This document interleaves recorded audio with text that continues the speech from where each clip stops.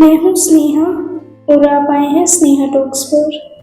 ये कहानी नहीं, एहसास है जो हम सबने कभी न कभी अपनी जिंदगी में जरूर महसूस किया होगा।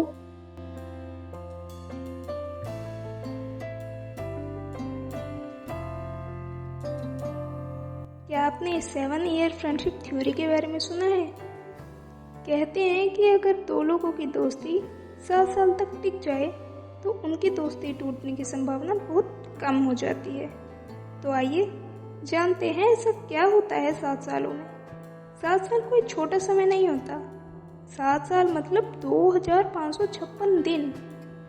हम अगर 2556 दिन किसी से डेली बात करते हैं तो ये सिंपल सी बात है, एक कनेक्शन ज़रूर बिल्ड हो जाता है। हम इमोशनली उससे कनेक्ट हो जाते हैं।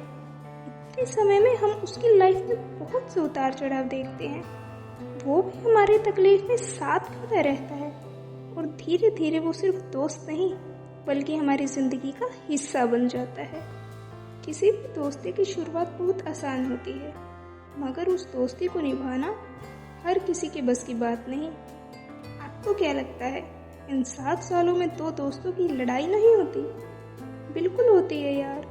लड़ाई हर रिश्ते में होती है, लेकिन समय पर ही लड़ाई को सुलझाकर एक दूसरे को माफ़ करना बहुत ज़रूरी होता है।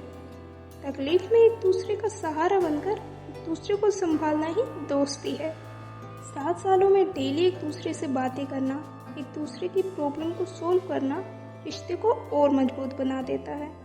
इतने सालों की दोस्ती रिश्ते को इस तरह मजबूत बना देती है कि बिना कुछ कहे ही एक दूसरे की बातें समझ आने लगती है। असल में दोस्ती का रिश्ता सिर्फ 3 चीज़ों से ही बनता है: भरोसा, साथ बिताया समय और एक दूसरे को समझना। हम जितना एक दूसरे पर भरोसा करेंगे और एक दूसरे को समझेंगे, हमारा रिश्ता और मजबूत होता जाएगा। तो आप बताइए, क्या आपके पास भी 7 साल पुराना दोस्त है